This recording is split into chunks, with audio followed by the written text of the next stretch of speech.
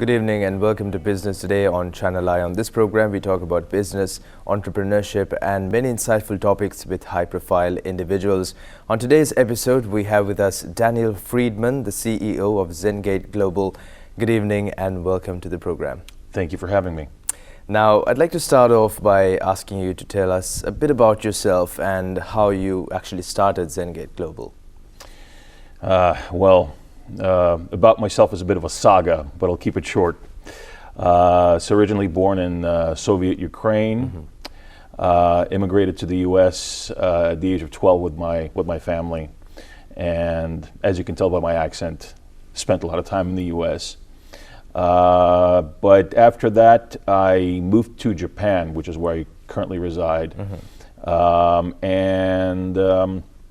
around the late 90s is when I started my career. I started during the dot-com boom, which eventually led to the dot-com crash, but it's also, lessons learned.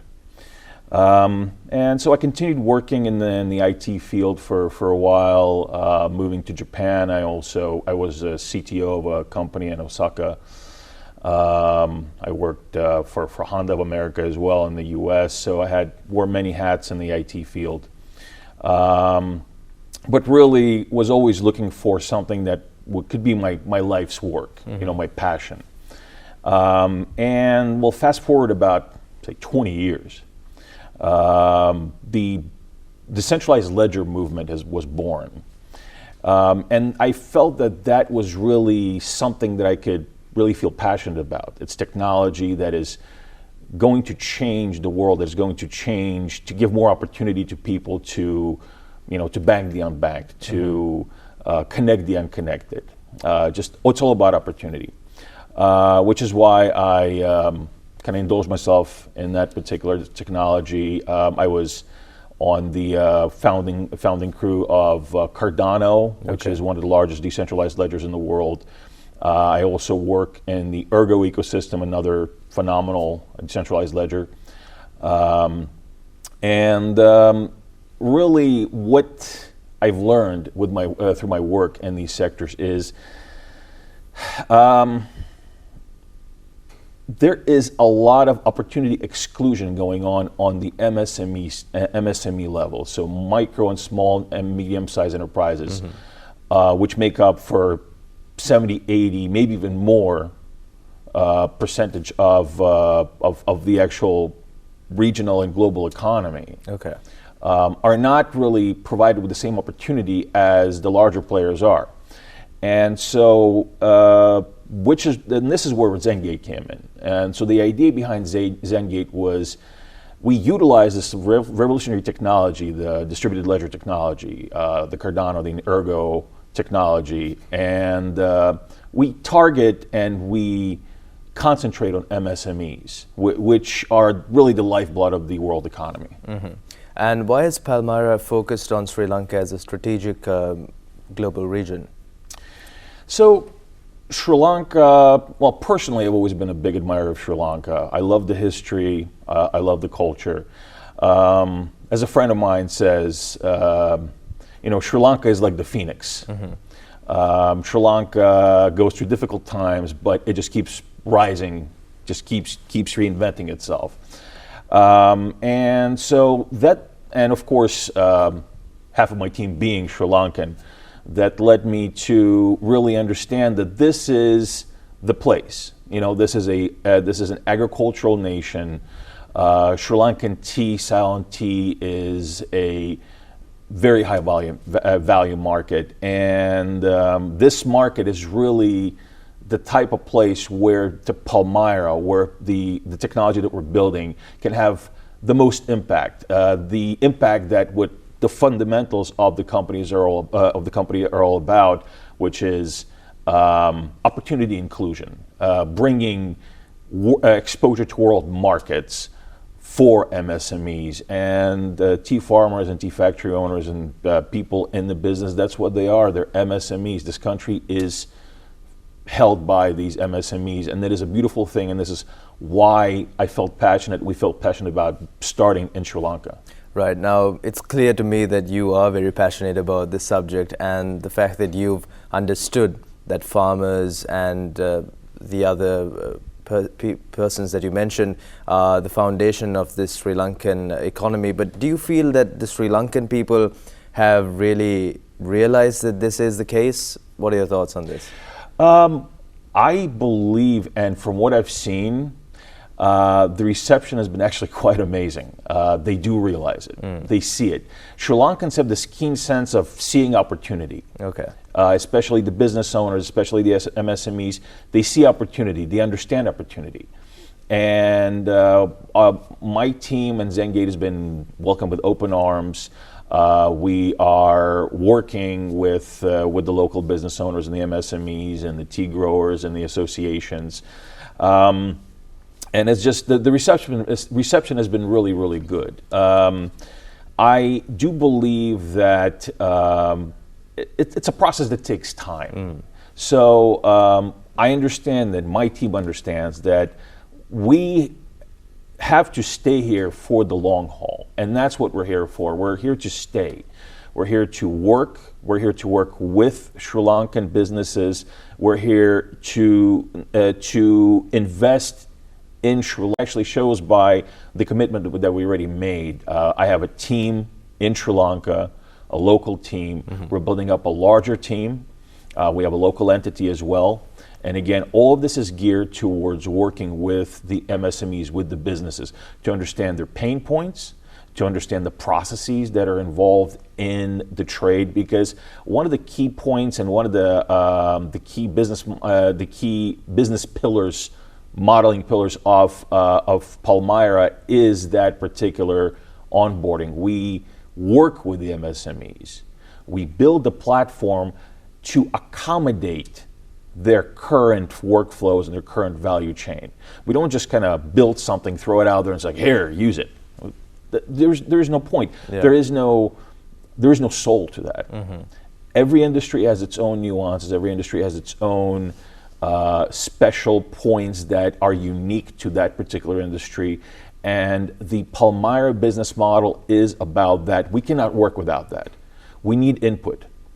We need input from the MSMEs, we need input from the business owners, and we need to build something that has a low barrier of entry for these businesses once they're onboarded, because once this is built out, once the customized UX, user experience, is built out for the MSMEs, it's basically, they're going to be stepping into something familiar because they helped build it. Right. Now, what are the key lessons from your work on national level adoption of new technologies? Well, I'd say the biggest lesson is to take your time. Again, it's not just about swooping in and showering everybody with all this great technology and then it's like, here you go, use it, people. It's not about that. You have to understand the region. You have to understand the nuances of the region. You have to understand the regulatory makeup of the region. You have to understand the socioeconomic makeup of the region. That takes time. That takes people on the ground. This is, again, why we have people on the ground. This is why it is crucial. It is crucial to have people on the ground, because in the end, these are big problems we're solving. These are paradigm shifting. These are generational changes. And in the end, what it allows people to do, and what these technologies, what Palmyra allows people to do, to Sri Lanka to do, is to leapfrog. And what that really means is a lot of developing economies suffer from a lot of the same issues, which are issues with infrastructure. Because they don't have the same money as the US or the UK has or the EU has. They have tens of billions of dollars. They'll spend $100 billion on something, right? Sri Lanka can't spend $100 billion just on one thing. Obviously, it's a different type of economy. And so a lot of times what happens is some of the infrastructure gets outdated. And that really creates kind of a tough situation for a country that wants to advance and utilize the most cutting edge technologies to really better its people. With the technology that we're building, and in general, with the distributed ledger technology, again, with technologies like Ergo, like Cardano, like these truly decentralized, trustless systems, you get the opportunity to leapfrog, to be on the cutting edge with minimum infrastructure investments. A lot of this can be done with smart devices, which in a lot of countries, like say in Sri Lanka, for example, smart device penetration, I believe, is something 80 to 90%. So low overhead, high tech, and in the end, it's basically bringing these cutting edge services and utilities to the people becomes so much easier, and you get ahead. You get that opportunity. You're included in that opportunity that then you can take advantage of. Correct. And that's what it's about as well. What we're building is not about leveling playing fields, or it's not about these guys don't deserve to be up here. These guys, let's put these guys up. It's not a participation award. It's about creating an environment where opportunity exists for all people to take advantage of. And it is up to them to take advantage of the opportunity. And that's what we're doing in Sri Lanka. We create the opportunity for the tea growers and for the tea factory owners, for the people in the industry. And this is not the only industry we're going to be working with, it's just the first one, to take advantage of the opportunity. And so far, the response has been phenomenal. Everybody's just really, really positive about this opportunity, and it really makes us and makes me feel just so much more passionate about being in this country. Right. Now, we do see a lot of companies and industries, maybe similar to yours as well, who come in and sometimes they put in a bit of the work and then they seem to disappear and don't really make much of an effect. But what makes Zengate Global unique compared to the rest? What makes us unique is that one of our first orders of business for the project was to establish a local presence. Also, one of our key business pillars is to have a local presence, is to work face to face with people. You cannot have that in a kind of quick thing. You're in, you're out. Doesn't work that way.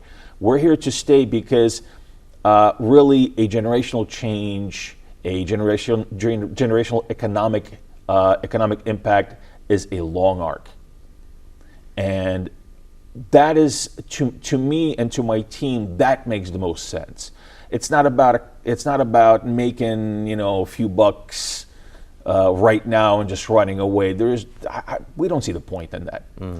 That doesn't interest us. And it excites us to see this vision that we're all working towards to be realized and to be utilized by the people. And that is also something that is really valuable to us. And that takes time. And that is why we're here to stay. That is why we're building up a bigger team. We're going to get more people on here. We're going to get into other industries in Sri Lanka, like the coconut industry, which is another big export industry in Sri Lanka, the cinnamon industry, which is, again, silent cinnamon is basically, as some of my colleagues described it, there is silent cinnamon, and then there is fake cinnamon. Okay. Personally, I agree with that. It's for other people to decide, but I do believe that this is, it's really the only true cinnamon out there. The rubber industry in this country is also a big sector that could really utilize the technology. So there's so much opportunity here, and that's why I believe that this country will prevail. You're going through a difficult time right now. Everybody does. But what I see from Sri Lankans is that even though you might be in a difficult situation, in a difficult political situation or socioeconomic situation, you still maintain this love and respect for your country. People are still people. They're still good to each other. And that's what shows me that this is the place to be, this is the place to work. Because if the people themselves have this passion for the place that they live and they take care of the place that they live, then it shows me that if you show that you're invested in this region, they will take care of you. Right. So that's great. That's a great initiative. And I'd also like to go a little in detail with regards to your team's aspirations and the targets and the strategies when it comes to implementing these things that you mentioned in Sri Lanka. Absolutely. So the aspirations are, as I said, we're starting with the tea industry. This is our first pilot commodity. We're going to be building up a team of integrators and of success liaisons, as we call them, because it's not just about customer support. It's not just about tech support. It's about really going to the tea plantation, going to the factory, going to the trading floor of the tea trading houses, and just really working with them and understanding them. And these have to be local people. These have to be Sri Lankans. Look, as much as I love Sri Lanka, I will never have this understanding because I am not from here.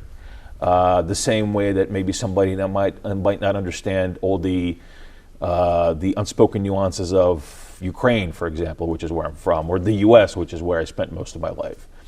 And you have to really understand that. You have to really kind of make peace with that, and you have to really understand that you have to rely on your local team to believe in the vision that you set forth and to really execute on that vision. And so, yeah, this is going to be a pretty major undertaking for us to build out this team, to really communicate with everybody on the ground, to really listen to everybody on the ground, and to then potentially work our way into the next sector, because a lot of these sectors are kind of interwoven. In different parts of the country have different agricultural products that they offer, and we do believe that once we develop a really kind of good, well-flowing strategy of onboarding businesses, talking to businesses, understanding businesses, then we can transfer some of that into the next Sri Lankan industry, and the next one, and the next one.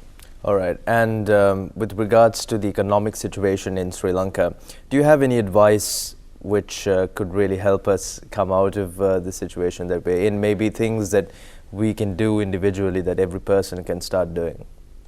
Well, one thing that I must say is that keep yourselves open to new opportunities. Don't lose faith. It's even on the personal level, not just as a country, but on the personal level. You go through these parts of your life where not everything is going well. You don't know where you are. You go through these almost existential crises, and try to understand, who are you? Why are you doing what you're doing? How can I be more successful? How can how can my life have more meaning? And what you have to remember a lot of times is that you always have to keep your mind open. You always have to keep your mind open and understand that there is always a solution. There's always a solution if you envision there to be a solution, if you keep your mind open. Sri Lanka still has a lot of opportunity that can be offered to it. Sri Lanka should not feel like they are jaded. Look, I came here, okay, and yeah, of course, foreign television makes Sri Lanka seem like, oh my God, all this stuff was going on, and you have this unrest, 6 months ago, and I come here, I don't see this, this pardon my French, circus that these guys are making it out to be. It's not. It's beautiful. People are going about their business. There's construction. People are taking care of the city, taking care of their streets. That shows me that things are on the up, and that is what Sri Lankans need to remember. People like me I feel early. I feel fortunate to be here so early to understand the potential that Sri Lanka has. It is only a matter of time when more people will understand this, and when more people will invest in Sri Lanka. And just don't lose faith. Just understand that. Keep an open mind, and just keep yourself going. Keep thinking that tomorrow is going to be a better day, and it could be the day when opportunity comes to you that you will be able to take advantage of, because you're in that headspace, because you're in the right headspace, because that's what it's also about. It's all about personal morale. Right. Now, you mentioned that you have spent most of your life in the United States, and now you're currently residing in Japan. That's correct. what are some of the things that we can implement in Sri Lanka, things that are being carried out in those countries which we can take an example of and implement in Sri Lanka to make it a bit better? Right. So one thing about Japan is, 90% of the time it's a good thing. 10% of the time it's just you have to excuse it. But Okay. they're very, very precise. They're very precise about schedules. They're very precise about doing business. They're very precise about etiquette. They have a system. And the Japanese system, when you follow it, it works great. The Japanese bureaucracy, all this stuff, the government bureaucracy, when you follow it, when you know what to do, it works great. Trains, you got a guy at the station looking at a watch, timing the train without even looking at the train. When the train arrives, he does this with the finger, and the train stops as he puts the finger down, because that's how precise the trains are. They're within the second. It's all about infrastructural discipline. So that's what Japan has taught me. If you lay out a process, keep discipline, then that process will work. And what did the U.S. tell me? Well, the U.S. told me that really, if you are in a country that allows for opportunity, allows for true freedom, allows for freedom of growth, it's all about you. It's all about you to take advantage of it. And just a good example is my father. My father came to the U.S. with no English at 44, which is my current age. So at my age, he came to the U.S. with no English, no job, and a family, and no money. And he worked, he found a job, he learned English, he started his own company. Fast forward 20 years, he retired really comfortably. He found the American dream because he understood that the environment that he was in allowed for it. And he understood what it was like to be in an environment that did not allow for it, which was communist, which was the Soviet Union.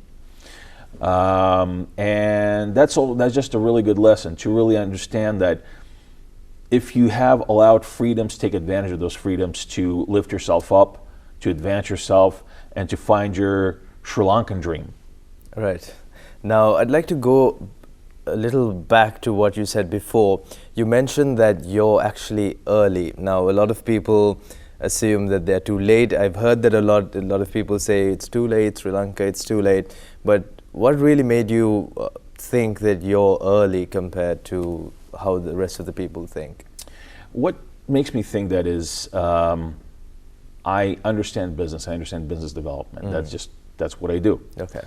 I see a country that has this great industry, these great industries that obviously could benefit from a solution, like Palmyra. And there's really nobody doing it. Nobody's doing it. I don't see anybody here trying to do this. That means that I'm early. That means that we're here before others realize what a grand opportunity this is. Others are still telling me, saying, we need to wait maybe a little bit until things. They listen to the news too much. Yeah. We're here on the ground. I can see the awesome potential. That is why I feel lucky, because I feel like there should be 20 other companies here, 50 other companies here trying to do the same thing, trying to take advantage of the same opportunities that exist right here, if only they had a bit of a more robust appetite. Okay. Right. Well, thank you so much for all your insight and knowledge, and really a refreshing, optimistic view about what's going on in Sri Lanka. That was Daniel Friedman, the CEO of Zengate Global. Thank you so much for being with us this evening. Thank you for having me. And that winds up today's episode of Business Today. Do join us next time as well. Till then, have a good night. Lanka, and that